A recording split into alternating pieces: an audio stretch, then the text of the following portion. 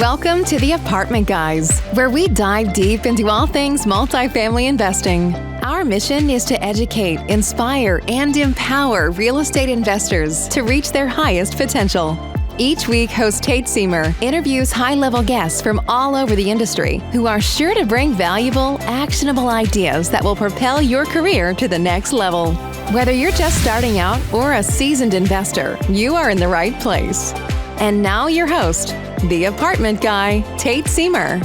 What's up, everybody? Another episode of the Apartment Guys is here, and I'm excited today to talk to Zach Feldman, who is an expert in the student housing space and is just an impressive young man who is making a huge difference in literally hundreds and hundreds and hundreds of students' lives by creating really high quality, amenity-focused student housing, Class A type stuff that's just beautiful. And these guys are crushing it. And Zach's very, very impressive. We have not considered anything seriously in the student housing space ourselves here at Greenlight. And so this discussion that I just had with Zach that you're about to hear was really enlightening for me. And I learned a lot about some really strong advantages that investing in student housing has. And it was really a fascinating discussion with a really sharp young entrepreneur who is killing it. And just, I won't spoil it, but wait till you hear about his I don't know if he calls it a charity, but his foundation, his fund, I guess is what he calls it, that he has. And we talk about it right off the bat early in the interview.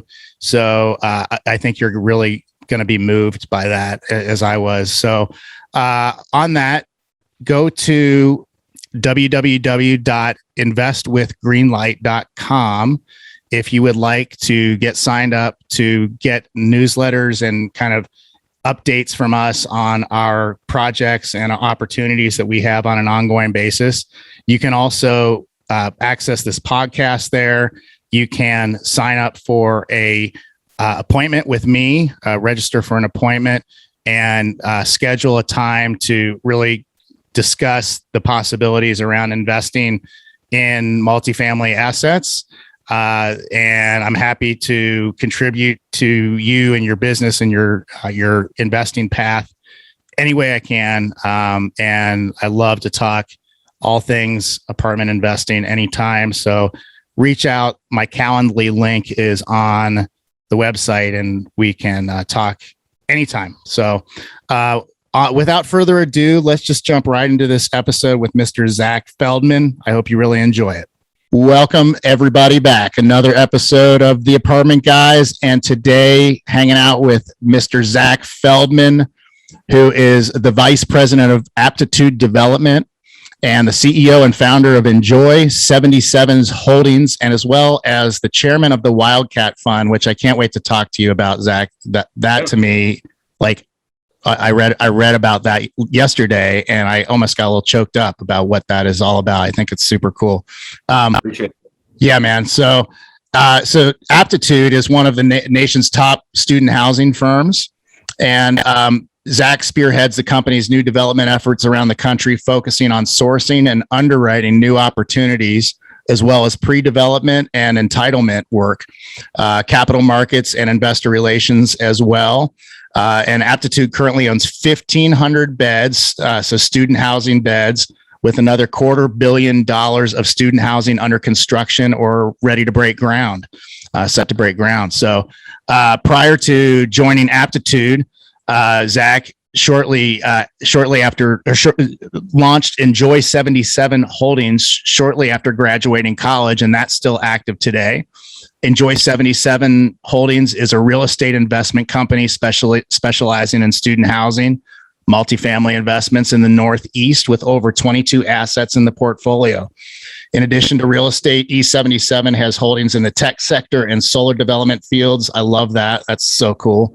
But that's kind of a cool crossover too, as well. So, and then outside of work, Zach is focused on, I mentioned the Wildcat Fund, which is a nonprofit organization that he co-founded that provides mentorship and college financial aid to students of color from his high school alma mater. Dude, what a meaningful contribution that sounds like it must be. Yeah, so awesome. Thank you for having me on. I'm excited to be here. Yeah. Thanks for being with us. I appreciate you having me on. Yeah. I'm excited to be here. Tell me about the Wildcat Fund for a sec. That sounds so cool. So, I grew up in a suburb, your typical kind of, upper middle class to upper class suburb outside of Boston. And we have one of the best public schools in the state. In the state of Massachusetts, in a lot of these towns, there's a big focus on education in the state, is called METCO. And a lot of the kids who live in the inner city of Boston, they have the opportunity to go to school in the Western school system. And one of my best friends, who's one of my business partners, and he started the charity with me. I bought my first building with him when we were 22. He was from, Boston. He went through the METCO program, and we were both, we're still best friends to this day. We both were looking at ways we can give back and charities we can get involved in within New York City. And we looked at a lot of them, didn't feel like they had a huge impact. And we said, well, instead of trying to go, super wide, why don't we go deep on something that's close to our hearts? So we said, why don't we try and give back to kids that went to the METCO program in Weston? And as we thought about it, we said, how do we do that? And the big difference between me and him was that I was born in Weston and he was born in Boston. There's really he went to a much better school. He's much smarter than I am. He's much more charismatic. And, I said, so how do we make a direct impact? And the big thing was not really necessarily getting into college. There was not much that we could do to impact those kids, but during the college process and kind of professionally, how can we make a difference in those kids' lives? Because, I graduated or started to graduate college, or I needed an internship, and I called Uncle Bill and Aunt Jane and everyone in between, and someone knew someone that could probably at least get me a foot in the door, just because of the network I had from where I was born. So how do we do that for these kids in METCO that have proved that they're very smart, they're going to great schools? How do we get them the right internship? And that was where we came in, and we have a mentor network with over 60 people on it, and then we also help out with either furthering education or in essentially landing the right job. So if they want to go into real estate, maybe I'll set up an interview with one of the mentees with Tate. Or if they want to go be a doctor, we'll have them have an interview with someone in the mentor network who is a doctor, and they can talk through what they're interested in school, whether they're going the bio route or the finance route, right? And then maybe the summer internship rolls off, or maybe they can't afford a plane ticket to New York to interview for an investment banking internship. So we'll fly them out to New York, get them a hotel, and get them a suit and a haircut or whatever, and make sure that they're in the best position where maybe they didn't have those resources and that network before. And we're really just calling friends and family and saying, hey, we really care about these people. Just talk to them for an hour or two. And it's led to a great snowball effect. A lot of these kids have started to help back too. Dude. Something we think we can dive deep on and make a really large impact on a few people's lives versus going really, really wide. So, man, like 5 years now. That's seriously, like, I've had some really meaningful stories on this podcast, and people that are up to really big things in the service industry, the service world, like what they're building, and people building schools in Africa, and et cetera, et cetera. And like that to me, just that's just so inspiring. I have a kind of a similar background. I went to a really great high school in Cincinnati and grew up in a really nice part of town, and just was very blessed. And you really inspired me. I read about this last night as I was preparing for our interview today, and it really got the wheels turning. Like, how cool is it to think about going kind of micro with your impact and your service? Like, there's nothing wrong with that at all, man. That's like, you guys are making like such foundational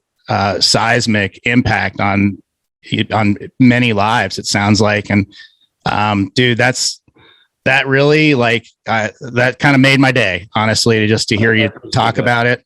And hopefully listeners are inspired by that as well. And we haven't even talked about student housing yet, dude. So, but I appreciate the kind words, but we'll try to keep it going and give as much support as we can. And if anyone's interested in learning more about that, you can reach out, and I'm sure we'll include some of my contact information in the show notes after. But happy to talk more about that too. Thank you. Sure, great. So, are you still you're still in the Northeast? I live in New York City. I'm a traitor to all of the family and friends from Boston, but Title Town is still standing in Boston, and I lived in New York for like 6 or 7 years now. Nice. Yeah. Nice. I was just in New York, I think 3 weekends ago, and we'll probably be there again sometime this fall, I'm thinking, but such a electric place. I love it. And let me know when you're in town. We'll have a beer. That sounds great. I'd love that, Zach.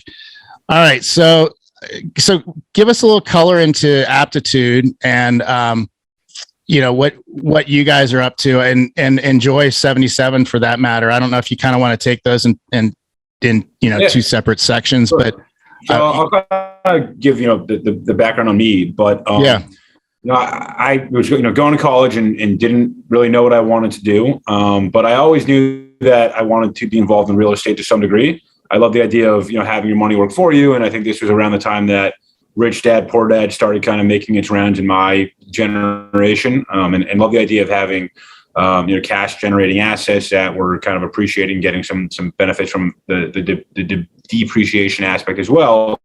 Yeah. So in the back of my head, I always thought I wanted to be, at least have some investments in real estate. And I grew up in a quasi real estate family out of Boston. My father owns a few buildings in the Northeast and in the Boston area.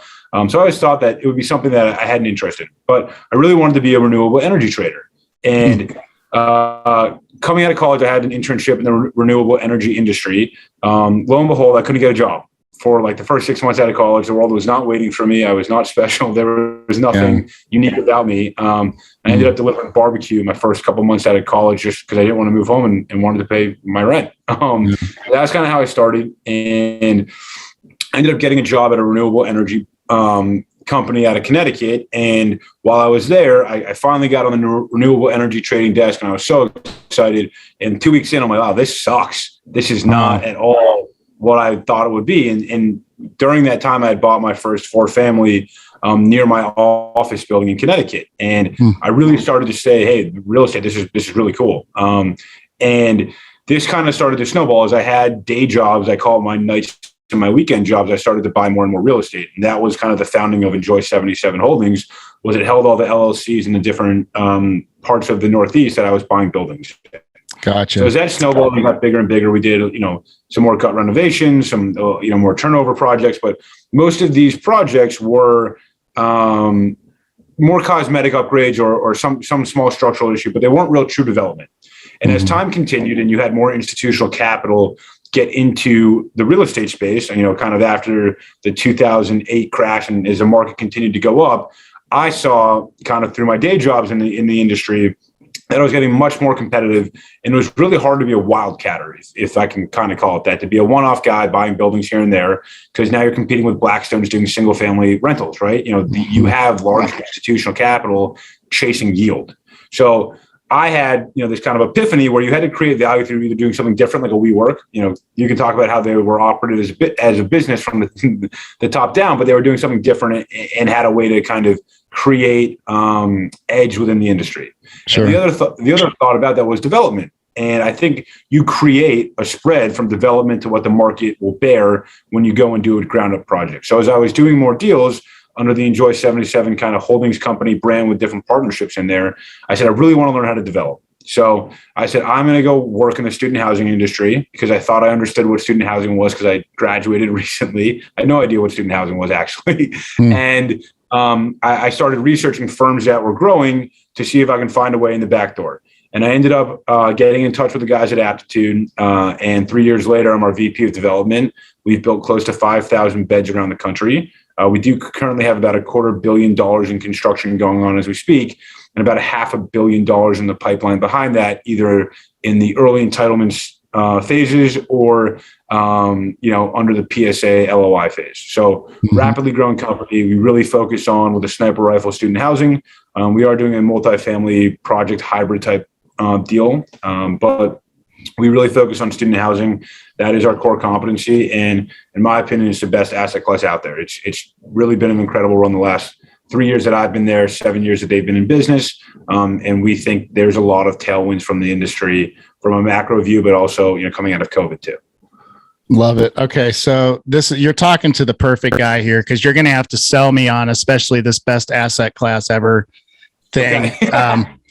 And I'll just be honest with, I mean, people that know me and know Greenlight and know kind of how we do things, we focus on workforce level housing, sure. Class C, we'll acquire Class C minus, Class C plus, and even some B class stuff, but we always are looking to move things up a class or half a class. Right.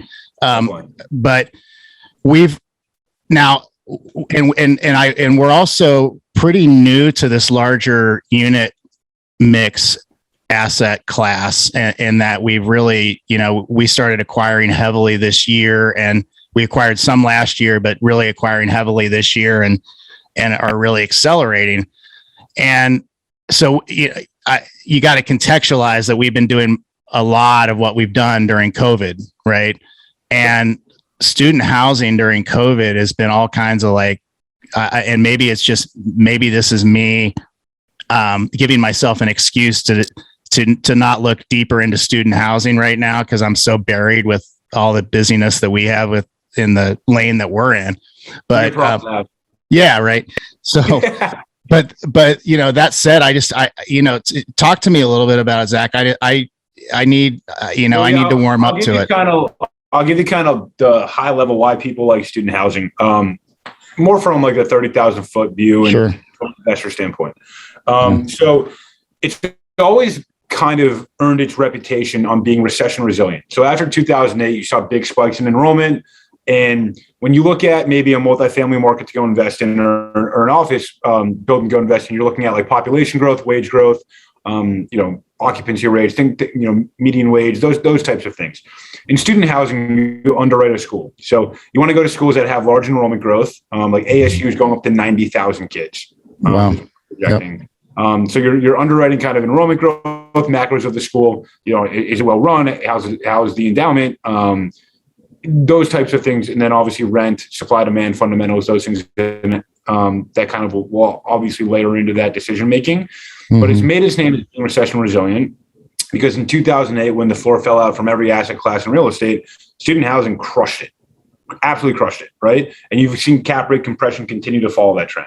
And then in COVID, which should have destroyed student housing, schools were closed, kids weren't coming back, all this stuff was happening. It was really headline risk, right? Because on the ground, and if you look at all the asset classes from the last 18 months, the number one collections of rent from an asset class was industrial, which I think was 98% as an industry. Number two was student housing. As an industry, we had 96% collections when campuses were closed, which is insane. It's incredible. But the reality is parents are guaranteeing the leases, or you need some type of guarantor. So it's not, some one-off kid that can't afford the rent and then is going into a building he can't afford. There are A, B, and C type student housing buildings, right? There's a brand new main, 25-story location, and there's old, houses that are on the edge of campus or 15 minutes from campus that you're in with 15 frat buddies and you have a good time. The rent's cheap. So there are your different of differences, but if you can insulate yourself from a location, the school is not going anywhere. Maybe it grows around your location, but the school is not just going to pick up and move. Where in multifamily and other things, you can build new parts of town, or I can go build a new multifamily building a half mile down the road and probably compete for clientele. If I'm in an A+ location for student housing, I'm insulated from future development because kids want to be in what you call a roll out of bed location. So it's great in terms of recession, or let's call it market resiliency. You have guarantors on the leases, and you're insulated from future competition. So those are the three reasons why people really like student housing. And beyond that, people are always going to go to school. I mean, during COVID, everyone said, oh, no, everyone's going to go online. I mean, our buildings were anywhere from 50 to 100% occupied, depending on the market. No 21-year-old, which I think most people realize, wants to live at home if they don't have to. Most parents didn't want their kids home. They said, get out, back to school, wear a mask in class, and don't be an idiot. And for the most part, it performed very well. And the other thing is, too, you have density, right? So in student housing, where in a multifamily building, you might have studios 1s and 2s, maybe some 3s, depending on how efficient they can make the building. Student housing is typically, studios 1s, 2s, but mostly 4-bed, 4-bath. So there's bed-to-bath parity throughout. What that means from a density standpoint is you're getting a very high rent per foot comparative to other asset classes that could go on that dirt.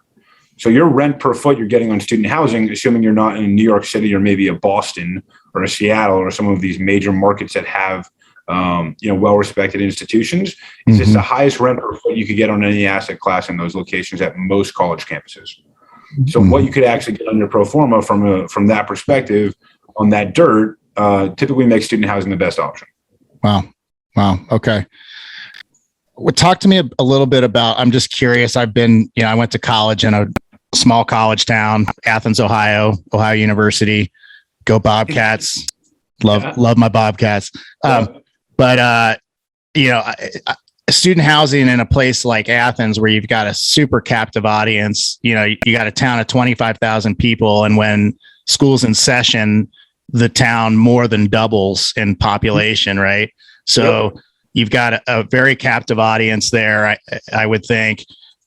You don't have the economic drivers of a big city, like you would at, say, an Ohio State University, where we actually own property in Columbus and pretty close to Ohio State. I would think that there's some big differences in your market analysis there. Like, you've got your big, power colleges, power conferences, those towns are rocking and rolling, but I'm sure there's great value in other types of campuses as well. Talk a little bit about that. Yeah. So, I mean, some of the macros that we look at, and, some of the larger players are even more strict about it, is enrollment, right? So if a school is under 10,000 kids enrolled, you're probably not going to go near it, right? And there's some great schools out there, right? I mean, being from the Northeast, the NESCACs are going nowhere. They're highly regarded, but they're 2,000 kids. Yeah. You can't go build a 500-bed project or a 700-bed project or even a 300-bed project at a school that size. There's too much competition from what we call the shadow market. It's nearly impossible to finance. Those just aren't the macros you look for. You look for large growing schools, typically with a minimum of 10,000 kids, right? So your Ohio State, we've actually targeted for a while, and we've looked at a few deals there over the years. Yeah. But that's great, right? And my return on my dollar for new construction is going to be much higher from a student housing standpoint than it probably would from a multifamily or office type building near the university. So those are one of the kind of things you look at. You also, there's certain, rent minimums where, we do new development. So if there's not a certain threshold, depending on where construction pricing is in that submarket, you're not going to be able to justify new construction.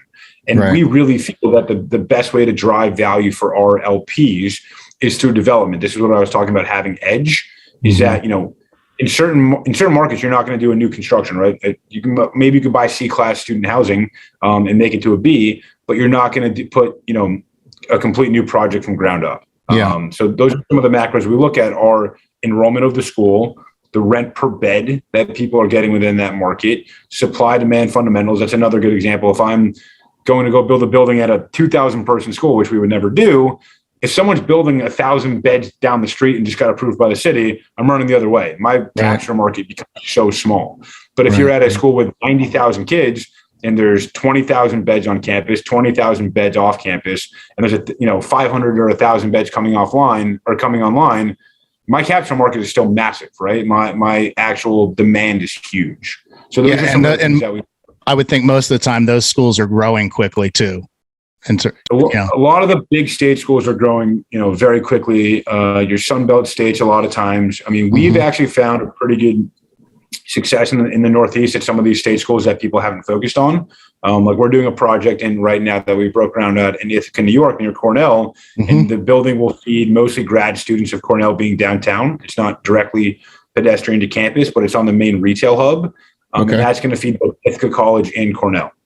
Oh man, I bet is that Class B, Class A? You can't build Class B anymore. That's why no one builds Class B. And that's I know that's true about apartments, but I didn't know if that's true about student housing. I mean, that's a good point, right? That some people might not realize. When you're building student housing, it's the same thing as a Class A building. We have high-end gyms. We have fully amenitized buildings. It's smart keys on every single door. Our gyms are nicer than the Equinoxes in New York City. They're 2 stories with indoor, outdoor, where you can lift the garage door and take your kettlebells and your dumbbells outside. You take a tour of it, you're like, this is incredible. I'm working out here when I'm in town. They're stunning. Then you have study rooms on each floor as well. So we really focus on health and wellness, where instead of a kid for finals having to walk to the library and come back at 1 a.m. in the dark, what we'll do is we'll have study rooms on each floor. So when they're studying, they can just walk down the hall and you have a fully built out study room with a smart board that they could do a class project on. You have tinker labs, fire pits outdoors, pools. They're really done to a Class A level. And they reflect that. They come out beautiful. Oh man, I lived in the dorms all the way through and never had an amenity to talk about that. It sounds like your assets are just amenity packed. We focus on health and wellness, but it's a very, very nice finished product that kind of delivers the needs of today's student. Yeah. And I think the other thing is a lot of people think of student housing as, your Animal House frat house. They really are like a multifamily building, but instead of a business center on the top floor, you have study rooms throughout the building, and you maybe take a studio off each floor and make that into a study room. Now we're incorporating gaming rooms as esports are becoming very popular at the collegiate level. So those kinds of things, but you also have to be on top of it. Those trends change for your 18 to 22-year-old very quickly, and you have to constantly be adapting. But we do amenitize it to a pretty high level, and we see it being used, and we always evaluate that. The other thing to note, which I mentioned earlier, is bed to bath parity. So if it was Zach, Tate, Jim, and John, the four of us move in day one. Maybe we live on campus freshman year, and then day one of our sophomore year, we move into the Marshall, which is Aptitude's branded building, similar to how an Avalon is branded. And all the rooms are fully furnished, so they come with a bed, dresser, desk chair, washer, dryer, and unit, fully furnished living room and kitchen. So all we're doing day one is having linens for the bed and our clothes. That's it. Everything else is move-in ready. Depending on the market, utilities are included. Mom and dad show up, and you have your replica granite countertops, hardwood flooring throughout. It's a really high quality product, but it's also easy and a very good deal because you're not buying furniture. You don't have to deal with all the headaches every single day of having that. Everyone has their own bedroom with a walk-in closet and private bathroom, and then you just go in the living room and hang out with your best friends. So it's a really good value proposition from that standpoint as well. Yeah, that sounds like a place I would have loved to live in college. I mean, what a blast. Not so bad, yeah. For sure. What do you do anything in the way of like community development? Do you have any like designated community leaders or people that running any programs in that way? That's a great question. So one of the main differences from student housing is that if you don't deliver on time, if you don't lease up early, you are screwed. And that's because when you open and kids move back, typically like August, that summerish, they say classes start like late August. If you're not leased by that August, you're almost waiting a whole nother year before you have people come in the building. Okay. So for multifamily, you might start to lease a couple months ahead. I mean, when you guys turn a building, how long ahead of that time when the units return to you marketing? Yeah. I mean, weeks, right? Yeah.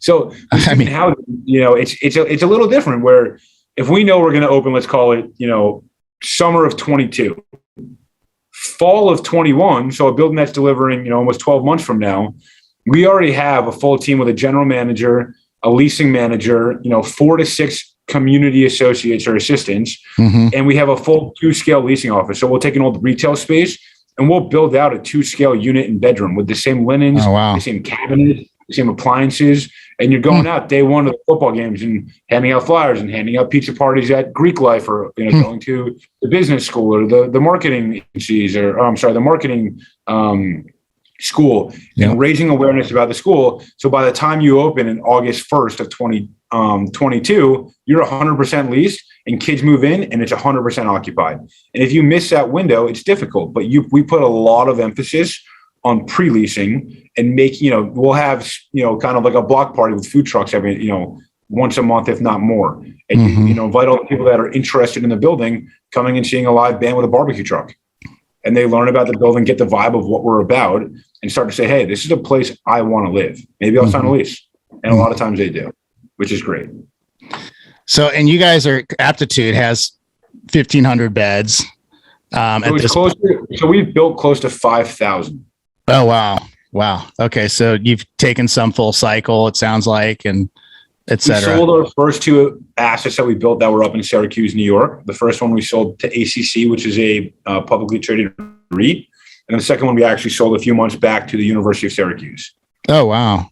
So now we have, 4 projects that are currently up and running. We have another 3 under construction.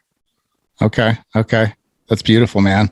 It's so cool. And I'm enrolled. You got me. Like I'm not going to go out and start underwriting tomorrow, but I'm definitely open. And it seems to me like, again, the biggest question in my head is like about these individual markets. Cause like, if your product is class A, student/graduate student targeted housing, that's new that you're building, then you really are controlling your tenant population, obviously, so that you really just have students, right? I mean, obviously there's a requirement that these are students that are living there. Yeah, I'm sure. No, so I mean, due to fair housing, you actually can't discriminate. Oh, okay. And as an industry, you typically see like 5% that are not enrolled at the university you're targeting. But for the most part, if you're a young professional or if you're, if you have a family, you don't really want to live in a building with 500 other, 18 to 22-year-old types. I mean, you have some kids that might be, a year or two out, or you might have some people that work in the community that want to live in, a nice 1-bedroom. And you definitely see a lot of that. But again, the large majority is students. And that's what it's really designed and built for. Yeah, that sounds so awesome. Do you have a Starbucks in any of your communities? we do not. We at our building in Syracuse, we had a Five Guys. We had a bubble tea place. There was a pizza shop there as well. But we typically try to stay away from retail. But you are seeing, the closer you get to campus, you are seeing a requirement actually by a lot of cities that they don't want this kind of blank space on the street. So you'll have to activate the sidewalk to some degree. So we've started loading a lot of amenities on the ground floor and really activating the streetscape from that sense. Oh, that makes a lot of sense. Okay, cool. Yeah. And then I would say the other thing that I think sets us apart to your point about going into the markets and understanding it, you can only do so much behind a computer. And we go and spend a lot of time on these campuses. I will go spend anywhere from 1 to 2 weeks once we start negotiating a deal. And one out of those 2 days in the market, I'll spend in the student center. And I'll go into buildings and just talk to kids. You'll go to, the local restaurants and just make conversation. Where do you live? Why do you live there? What do you like about it? Do you want a pool? Do you not want a pool? Do you want bigger bedrooms? Do you want larger study rooms? This building's great. This building's not. Why do you say that? And by the time you're actually going and building and designing the building, you know exactly what this market wants. For example, in some of our markets, there's a big focus on edge and meds. So some of these kids actually don't go home for summer. And if they have to do their lease, they want to be able to have some place to store their stuff between their end of their lease and by the time they move in August. So we've started offering storage at some of our locations, either offsite or onsite, so that when they go home for 60 days during the summer or 30 days during the summer, they don't have to schlep all their stuff home. Yeah, you learn the market. They're all unique. We don't drop the same box everywhere. They're really thoughtfully designed and very thoughtfully operated too. Yeah, it sounds like it. I mean, you sound like the ideal sort of developer. Would you call? Are you guys a holdings company? Is that what you? I mean, obviously, no, we're a developer. So I mean, we're not a merchant builder by any means. We don't build and flip. We have I think 3 of our deals now are opportunity zones. So those are going to be 10-year holds. And we actually did one of the first opportunity zone deals in the country at our Louisville, Kentucky project. But some of those are 10-year holds. Some of our Syracuse, deals were just, the right place, right time. And those are shorter term holds, but it's still dependent, but we're by no means merchant builders. And we've gotten a lot of compliments from the end buyer that says, this is a very, very well-built building. One of the best ones we've ever bought, which to us is a huge source of pride that we build it. We're going to own it forever. Yeah, man. Yeah, that's awesome. You guys do it kind of like we do it, where whether or not we're holding it or turning it, we do it like we're buying it, like we're going to hold it for 30 years. And that's LVT flooring. That's, hardscaping and exteriors whenever possible. I'm sure you guys are just like bulletproofing these units, I would think, right? They still happen to make a mess at times. Yeah. For the most part, you do what you can. Yeah. But so, and then are you guys self-managing or we use third-party management. Yep. We've played around with the idea, but at this point we feel pretty good about the systems we have in place. And then we are extremely hands-on, from every GC we've used to every management company we've ever spoken to. The feedback is always, you're the most hands-on group we've ever dealt with, which I'm sure pisses them off. But for us and our investors, it's kind of the right thing to do. Making sure that we're looking after where the dollars are spent and how the pro forma essentially performs based on how we operate the buildings. So we use a third-party manager, but we're on the phones with them every single day. We have a full-time asset management individual who is incredible at what he does, and we know everything that's going on, from what type of pizza the fraternity wants for the marketing event to where we are in construction. It's we're on top of it every single day, and that's been one of our keys to success.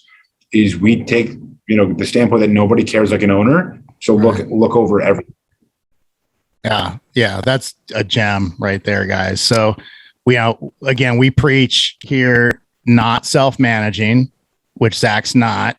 He's leveraged he's leveraged a third-party property manager to perform that and meet those needs for him. However, and this is key, and we're doing this too. We're in the midst of hiring our first full-time asset manager, and that's about that position. That person is managing the manager, so to speak. They're watching KPIs, key performance indicators. They're really dialing into metrics. They're dialing into like you were talking about, kind of culturally, what's going on at the place, keeping their finger on the pulse of the tenant base and what their needs are and wants are, and how you can best serve them. I can tell, Zach, you guys are doing this from the heart and for the right reasons. When you're in the business for the right reasons and doing it for the right reasons, you do the right things and you take care of your residents and your investors. Like those are the two groups that, in our world that we're always focused on. And I've got a special love in my heart for the residents, because they're amongst other things, they're what makes, the world go round, so to speak. They're the ones out there working hard and bringing home their hard-earned money and paying, a very fair rent for hopefully a very high quality. If we have anything to say about it, high quality product that is safe and clean and feels nice inside and is well lit and has some nice amenities. And but yeah, it's interesting from my perspective, dealing with the largely Class C plus assets that we've been acquiring this year and last year. We do have a property in Central Ohio that has about a 20% student base. It's 179 units, but that's as close as we've gotten to student housing. So, what town is it in? What college is that near? It's in Mansfield. So there's there's a nursing school up there, and then I believe there's an Ohio State campus in Mansfield. Yep. So and then we've got commuters as well that go to Northern Columbus for stuff there. So that's one of the assets we have been working hard on this year. And so this really opens up some possibilities for us. But and tell me what you think about this, or because you're kind of living this, but I want to check in and see if this is true for you. Sure. I'm a big believer in like pretty much picking a lane. And I think you use the word like laser focus or something, like just a really, I forget exactly what phrase you use, but just really precise focus on student housing. Like that's what you guys are doing. That's what your your specialty is, that and only that. And therefore you're doing that really, really well. Wouldn't you kind of recommend that approach to anyone, whether they're doing student housing or anything else in real estate? The way we look at internally, which is not, I would say it's a shared philosophy by all of the members in, kind of the Aptitude team, is we're real estate guys. So if an opportunity comes up and it makes sense, we should look at it. But our core competency is student housing. So we're not going to go, hey, we heard that everyone's building offices in San Francisco. Let's go spend a month to try to build an office in San Francisco, an office building in San Francisco. And we know that single family rentals in the Midwest are there's institutional capital everywhere. We'll read the article. And if someone says, hey, I know you guys were looking here, well, why don't you look here? We're not just going to drop everything we're doing and become single family rental guys. The flip side being is we're student housing guys, and that is what we do. But in certain places where we understand the market, maybe we're involved in there from a student project already, we'll start looking at other asset classes if opportunities arise. Sure.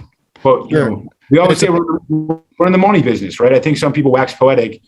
It's not a nonprofit. We're here to provide a return to our investors and create a great product for our residents. Yeah. But at the end of the day, we're student housing guys that are there to make money. And so far, we're doing very good at that. And we're providing a safe place for people to live and a great return for our LPs. Yeah. And, at the end of the day, with what you're doing and what we're doing, like that's what you do. That's like, boom, we win, right? Yep. Yeah. Perfect. Awesome. Well, so let me just ask you on a little broader scale, as we kind of start to wrap up here.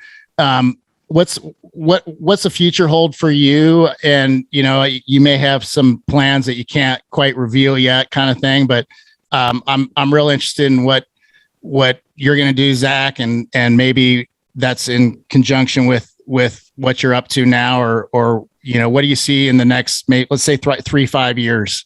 Yeah. I mean, my head is solely kind of down and my main role for Aptitude is sourcing deals and making sure they get built. So we have probably the best pipeline we've had in the last 3 to 4 years. We have, as I mentioned, close to $500 million in the pipeline. Yeah. I mean, those take a long time to get through. Sometimes cities don't love student housing, which is funny because they're college towns and some of these places are very anti. But, the next 3 to 5 years, the look ahead is just building great projects at great world-class institutions, and continuing to kind of keep the good times rolling, if you will. We're building great products that we're very proud of in Class A locations that, we just want to continue to kind of roll that platform out across the country. That's awesome. I'm sure you've got a list of places, markets, schools in your head that you'd like to be. I won't ask you to share that with us because that's kind of proprietary. But I'll give you one. I was going to say, would you mind sharing one with us? Was my alma mater, and there's nothing there. It's not a very big school. It's about 6,000 kids now. But there were like two or three sets of townhouses that maybe had like 10 or 15 townhouses each. Okay. And I think every Christmas I call the guy going, it was my landlord. I go, you want to sell it to me? He goes, no. I go, all right, I'll call you next year. But I'd love to do a project there. It's a great school. I could not get in today by any means. But I think there's a sense of pride in building your alma mater and contributing to the community. So I'd love to do something like that. Yeah, I've got a shot at acquiring an existing building in Athens where I went to school. Here in the next hopefully 60 days, we'll have a deal worked out. I'm hoping. And yeah, I mean, talk about you want to invest in places that you like to go, right? Like that's one kind of rule. It's not a hard and fast rule, but it's really nice to love. True. The markets where you go, because you're buying a plane ticket, you're getting a hotel, you're getting a rental car, and you're hanging out in that market, and you might as well love it. So I mean, I say this all the time. I have some of my best friends work in industrial or B or C class type multifamily. And I go, where were you last week? And they'll rattle it off, and they were in some random warehouses somewhere. I go, was at a college campus for 5 days. It wasn't so bad. Yeah, right. You're hanging out, watching the scenery go by outside the coffee shop, right?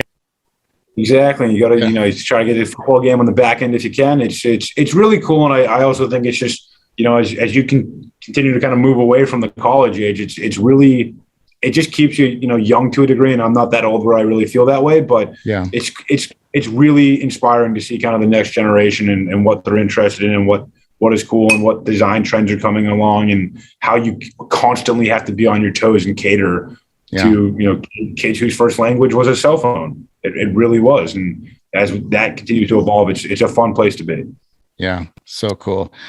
Well, Zach, this has been really enlightening for me personally, and I'm sure for listeners as well. And, we have a lot to chew on here and think about. I like I said, I'm a believer and once you're in a lane and really cooking and doing well in it, I think you want to maximize that. But I like your perspective on staying open to other opportunities and especially market-driven opportunities. And like listeners, that's what's key. Like Zach's not out there just random throwing darts, kind of looking at deals just anywhere. He's only looking outside of student housing in markets that he knows, in opportunities that he knows. So that's really important. Know your market. Go there. Zach mentioned that. That's a big takeaway. Go to your market, hang out there, and get to know people. That you can't do any more deep market research than that. So, Zach, any last words of wisdom here for our listeners as we? I think one of the other things which is relevant probably to what you guys do too is, I have a lot of friends and family say, I want to get in real estate. Mm-hmm. And they'll go buy a 2-family or a 4-family or an 8-unit or whatever, a single family rental. Right. And I think there's a big misconception, and, I don't want to blame the bigger pockets guys or any of the other guys that are out there, kind of building their brands, but you can get in real estate and be an LP, and it's great experience and exposure. You get the same benefits that you would when you're a GP, except that you're promoted smaller, but you're not taking any of the risk. Yeah. Typically, if you're an LP, you're not signing personal guarantees. We don't make our LP sign personal guarantees. You're not getting, if there's a fire at the building, you're not getting a phone call, and you get all the depreciation, appreciation of the asset, quarterly distributions. You kind of get to say you're in the business, and it's exciting. And a lot of people that are interested, instead of blowing your life saving, whether it's 10 grand or 100 grand or $1 million in your first real estate deal where it's all on your shoulders, go invest in someone else's an LP, understand how they operate, see what they do well, what they don't do, what you would want to improve upon. And that's one of the things I get frustrated about, because I have a lot of close friends. I want to get in real estate. Well, why? I don't know. It sounds cool. Well, what do you know about it? Not much, but I just made an offer on a building. Listen, if you work that hard to save money to buy a building, it's not so bad to take a little bit less to go be an LP and understand the business from that perspective, or just be an LP and make a ton of money across a bunch of different projects, and you could do great. And our investor base has grown across all of our projects, and they're all repeat customers, if you want to call it that, because we've provided and we give great, it's called investor feedback and updates, and they're appreciative of that. And we really are strong stewards of their capital. And I think that's just a misconception. If you want to be involved in real estate, you have to go buy one. You can go get involved. People are always looking for capital. There's always deals out there. And that would be one of the big takeaways, I think, for people listening. If you're thinking about getting into business, call me, call Tate, call someone else who's doing deals that and ask if you can get involved. Whether from a capital perspective or maybe just shadowing them on a Saturday on a tour, on a walkthrough, you can learn the business without always having to be the guy that gets a call at 2 a.m. when the toilet's overflowing. So brilliant. Yeah, that's so well said. And listeners, like, that's gold right there. That's a big option for you and or people that and love that want to get involved in real estate, like so many of us do. So Zach, how do people reach you? What's the best way? It's 2021. So the best way to get me is my cell phone. You can call or text anytime. My girlfriend will not be happy because I'm always on my phone late at night, but the best way is my cell phone. It's 781-789-4354, or you can email me at ZF, Z as in zebra, F as in Frank, at aptitudere.com. But I'm here to talk about student housing, give you advice if you need it. If you're looking to get involved from an equity, or if you have a deal that you want us to look at in the student housing space, reach out. Or if you just want to shoot the shit, give me a shout. Yep, absolutely, guys. We say it every week, but both of us are here for you. That's why we're doing what we're doing. So So reach out to Zach and with any student housing stuff. And Zach, this has been fantastic, man. Thank you so much. Thanks so much for having me on. I hope to be back soon. Yeah, really appreciate it. We'll visit again in a year or so and talk about all the things we got done in the meantime. Yeah, let me know when you're in New York. We'll grab a drink. Yeah, love that. Would love that. You bet. All right.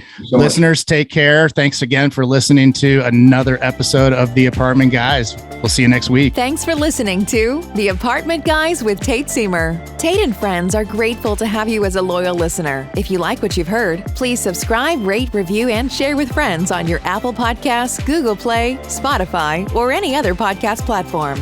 Also, check out Tate's YouTube channel for videos of many of these episodes and more. Until next time, take massive action steps and rock on.